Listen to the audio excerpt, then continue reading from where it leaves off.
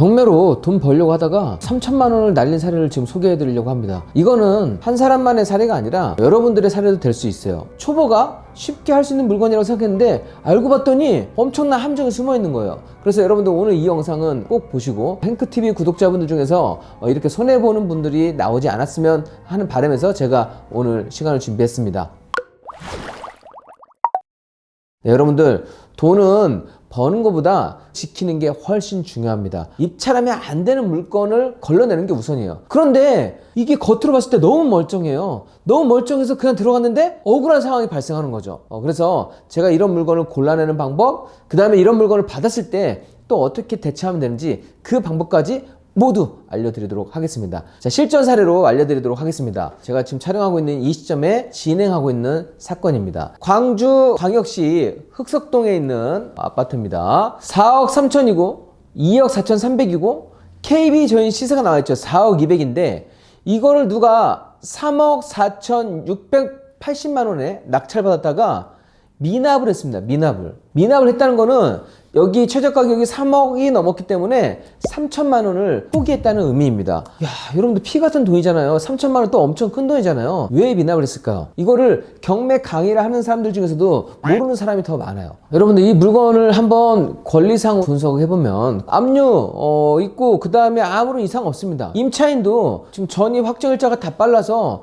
낙찰 대금에서 모두 배당 받아갈 수 있는 것으로 판단이 됩니다. 임차인 금액이 3억이에요. 아까 낙찰자 금액이 얼마였어요? 3억 4,600만 원이었습니다. 대항력 있는 임차인이 있는 경우에 들어가면 안 된다 하지만 이렇게 낙찰 대금에서 모두 배당 받아가는 경우에는 문제가 없잖아요. 그렇게 생각하고 입찰에 참여했던 겁니다. 자, 여러분도 혹시 그렇게 생각하고 계시지 않은가요? 자, 그런데 여기에 정말 위험한 함정이 도사리고 있습니다. 우리가 보통은 권리 분석을 할 때 이렇게 말소 기준 권리를 놓고 말소 기준 권리보다 뭐가 앞에 있는지 이 부분만 체크를 합니다. 자, 그런데 대항력이 있는 임차인이 있는 경우에는 어떤 함정이 있느냐? 임차인보다 먼저 배당을 받아가는 경우가 있어요. 그게 지금 등기부상 후순위에 있다 하더라도 임차인보다 먼저 배당을 받아가요. 임차인보다 먼저 배당을 받아가면 아까 임차인은 대항력이 있기 때문에 임차인이 못 받는 금액에 대해서는 낙찰자가 추가로 변제를 해줘야만 하는 겁니다. 보면 여기 지금 가압류로 근로복지공단에 가압류가 들어와 있습니다. 7,811만 원입니다. 자, 이렇게 근로복지공단에 압류가 있으면 임차인은 돈을 먼저 받아가지 못해요. 우리나라의 법으로 이미 제정되어 있습니다. 근로기준법 38조 2항에 적혀 있고 근로자 퇴직급여보장법에 이게 규정되어 있습니다. 그러면 이게 무슨 의미냐? 근무하다가 직장에서 돈을 못 받았어요. 퇴직금을 못 받았어요.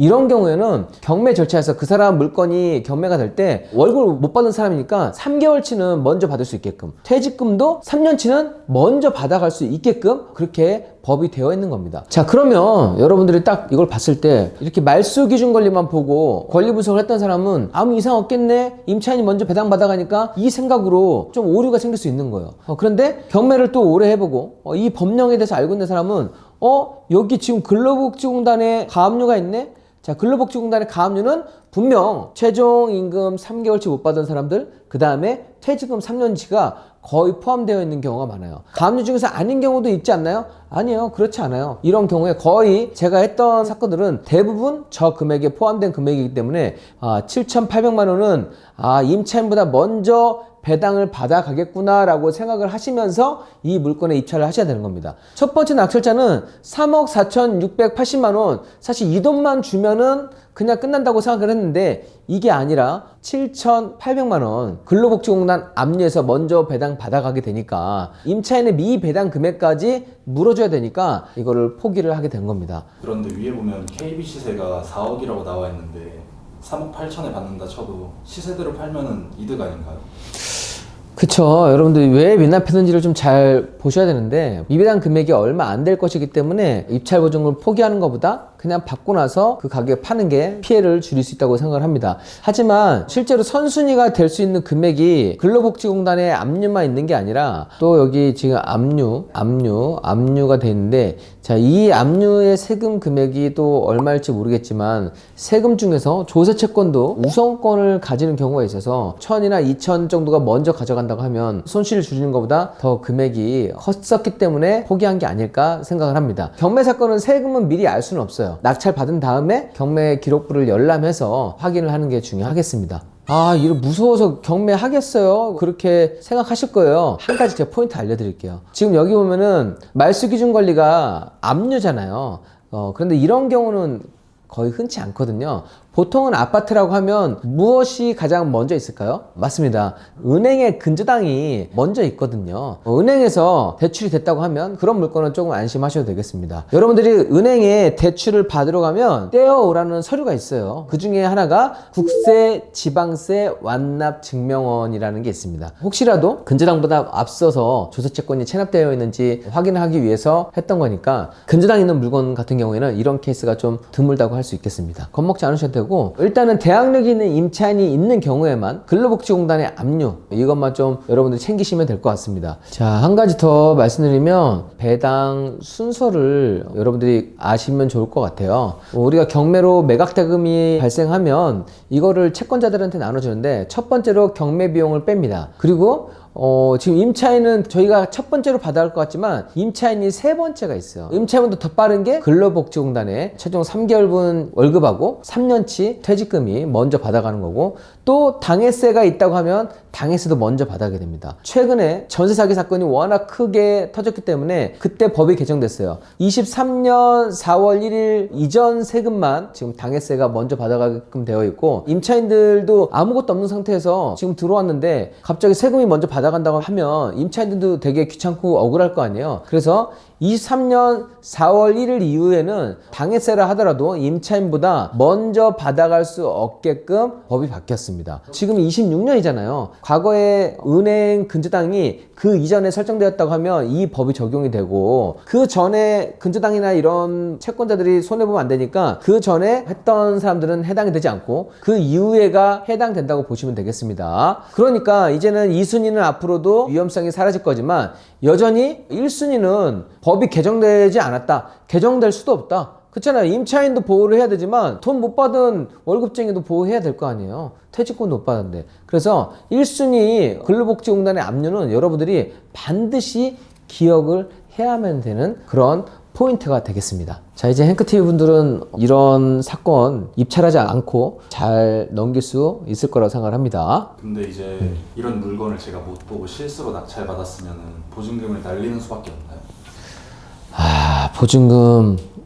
보증금 날리지 않아도 되는 경우가 있습니다. 지금까지 행복주테크를 19년 넘게 운영을 하면서 경매로 잘 받은 분들도 있지만 가끔은 도와주세요, 살려주세요 이런 메일도 가끔씩 받습니다. 그때도 근로복지공단의 압류, 이 부분 때문에 저 어떻게 해야 되죠? 좀 살려주세요 이런 메일을 받았었는데, 한 가지 제가 포인트를 알려드리면, 혹시라도 사람이기 때문에 꼭 이 케이스가 아니라 다른 케이스 때문에 실수했다 할지라도 구제할 수 있는 방안이 있으니까 한번 이용해 보시면 좋겠습니다. 자, 그건 뭐하냐? 매각 불허가 신청을 하면 됩니다. 자, 이 물건에 대한 매각 물건 명세서를 보시면 여기에는 임차인에 대한 내용 말고는 아무런 사항도 기재되어 있지 않습니다. 원래 여러분들이 매각 물건 명세서의 작성 취지에 대해서 이해를 하셔야 됩니다. 왜냐하면 매각 물건 명세서는 입찰자들한테 예상하지 못한 손해를 입히는 걸 방지하기 위해서 경매법원에서 만들어 놓은 서류입니다. 그래서 여러분들이 매각 물건 명세서는 반드시 봐야만 하거든요. 권리분석상에 보이지 않는 것들도 기재를 해야지만이 되게끔 취지가 되어 있습니다. 그래서 제가 실전을 많이 해봤는데 위험한 부분이 기재되어 있지 않아서 내가 실수를 했다, 그래서 한번 이거는 매각 불허가를 해달라, 이런 요청은 100%는 아니더라도 거의 받아들여주는 경우가 많이 있습니다. 그런데 만약에 매각 물건 명세서상에 위험하다라고 하는 걸 기재를 해놨어요. 그런데 그걸 내가 못 봤어요. 못 보고 입찰한 거, 그건 안 봐줘요. 예. 그래서 여러분들이 이걸 봤을 때 야, 매각 물건 명세상에 근로복지공단에서 먼저 받아간다는 내용이 없잖아. 그걸 가지고 매각 불허가를 하면 받아줄 수 있다는 겁니다. 한번 볼까요? 충북 청주의 아파트예요. 보면 마찬가지로 2억 2천 감정됐는데 지금 7,700까지 떨어졌고, 처음에 1억 5,800만 원 떨어졌을 때 3명이나 입찰했습니다. 3명이나 입찰해서 1억 9,300에 받았는데, 제가 봤을 때는 여기에 입찰했던 3명 모두 다 낙찰 받았으면 엄청나게 손실을 볼 수밖에 없기 때문에 저렇게 3명도 다 몰랐기 때문에 입찰에 참여했던 겁니다. 그 다음에 이제 괜찮겠지 하고 두 번째 또 1억 5,800 됐는데, 이때도 1억 7,900에 또 들어갔어요. 또 들어가서 또 미납을 했습니다. 지금 두 번이나 미납을 했던 사건이에요. 어떤 케이스이길래 이렇게 지금 두 번 미납할까? 방금 제가 설명드렸던 그 케이스입니다. 그래서 보면 채권자가 근로복지공단이에요. 채권자가. 너무 잘 보이지 않나요? 또 한 가지, 지금 채무자가 법인인 경우에도 또 여러분들이 한번 또 관심 있게 보시면 좋을 것 같습니다. 법인이 회사를 운영하니까 저 법인에서 급여를 못 받은 사람들이 지금 넣은 게 아닐까? 합리적인 의심은 바로 해봐야 되는 겁니다. 보통 여러분들 이런 물건 봤을 때 내가 경매 좀 해봤다고 하면 많이 까불어요. 운전도 까불다가 사고 나는 것처럼 경매는 늘 겸손해야 됩니다. 늘 꼼꼼하게 봐야 돼요. 뭐 1초 권리 분석, 3초 권리 분석 그렇게 하다가 저렇게 다 보증금을 날리게 되는 거예요. 자, 보면 여기도 2020년에 가압류 4월 24일, 근데 임차인이 20년 2월 3일, 20년 1월 31일, 임차인이 돈도 다 받아가네? 그러니까 아까도 1억 6천 이 금액보다는 더 높은 금액으로 썼던 거예요. 그래서 이거는 보통 경매책이나 경매 학원에서 이 정도만 가르치니까 그 간단한 강의만 듣고 들어가면 저렇게 손해를 보는 겁니다. 자, 그러면 제가 더 꼼꼼히 보라고 했잖아요. 여기도 지금 보면 은행의 근저당이 아니잖아요. 은행의 근저당이 아니면 한번 여러분들 내려보세요. 지금 근로복지공단 가압류가 9,912만 원이 들어왔고요. 더 지나서 체납된 임금이 정말 많은가 봐요. 1억 7,342만 원. 이 금액이 지금 나왔다는 겁니다. 우와, 임차인은 1억 6천 무조건 받아가야 되는 대항력 있는 임차인인데 1억 9,300만 원 받았으면 여기서 임차인 1억 6천? 아니라니까요. 오히려 1억 9,300만 원 저 돈을 근로복지공단에서 거의 다 가져가요. 그리고 나머지 1억 6천 임차인 보증금은 생으로 물어줘야 되는 겁니다. 그러니까 오히려 낙찰자는 1,500만 원 손실 본 게 이게 더 최소화할 수 있어요. 가끔은 이것도 모르고 잔금까지 납부한 사람도 있어요. 납부하고 아무 이상 없겠지 했는데 갑자기 임차인 돈 하나도 못 받았다고 하면 이게 무슨 날벼락이야? 1억 9,300 플러스 1억 6천을 더해야 되니까요. 정말 황당한 경우가 발생하는 거죠. 시세가 2억 3,200 정도밖에 안 되잖아요. 내가 이렇게 잘못 받았다 했을 때는 매각 물건 명세서에 이 물건은 기재가 되어 있어요. 아까 첫 번째 물건 같은 경우에는 불허가를 신청하면 받아들일 가능성이 높은 거고. 자, 그러면 여기서는 어떤지 한번 보도록 하겠습니다. 임차인 1억 6천만 원, 원래 이것만 적혔는데 여기는 지금 비고란에 근로복지공단의 압류에 대한 내용이 적혀 있습니다. 이 압류 금액이 2억 7,249만 원. 이게 배당 절차에서 임차인 채권에 우선한대요. 임차인 채권에 2억 7,200만 원이 임차인보다 먼저 선순위 채권이 있다는 겁니다. 그럼 낙찰대금에서 받아갈 게 없어요. 임차인 1억 6천을 물어줘야 되니까 낙찰가가 6천만 원이면 시세가 2억 3천이라고 했을 때 이것저것 하면 본전이 되겠고, 6천만 원 밑으로 떨어지면 5천만 원, 4천만 원, 3천만 원이면 그때는 사도 되겠네요. 보증금 물어주고도 돈이 남으니까. 그건 좀 어렵나요? 네. 어쨌든 조심하라는 겁니다. 이렇게 보이지 않는 함정이 많음에도 불구하고 많은 분들이 수익을 내려고 입찰하고 보증금을 날리는 이런 케이스가 좀 너무 많이 있는 겁니다. 그래서 제가 행크TV에서 돈 버는 케이스 말고 이렇게 위험한 거 좀 여러분들 조심해야 될 케이스도 제가 하나씩 챙겨서 한번 올려드리도록 하겠습니다. 오늘 영상 엄청 유익하지 않으셨나요? 제가 수강생분들한테 이 얘기를 하면 나 너무 그동안 용감해서 이런 거 모르고 그냥 씩씩하게 낙찰받았어. 근데 이걸 모르고 안 받았다는 게 너무 다행이다. 그 얘기를 많이 하셨거든요. 그래서 여러분들 이 영상 복습하시고 소중한 입찰 보증금 잘 지켰으면 좋겠습니다. 여러분, 저는 또 다음에 위험한 케이스, 수익 내는 케이스 또 준비해서 여러분들께 좋은 영상 또 준비하도록 하겠습니다. 오늘도 긴 영상 시청하시느라 수고 많이 했습니다. 감사합니다.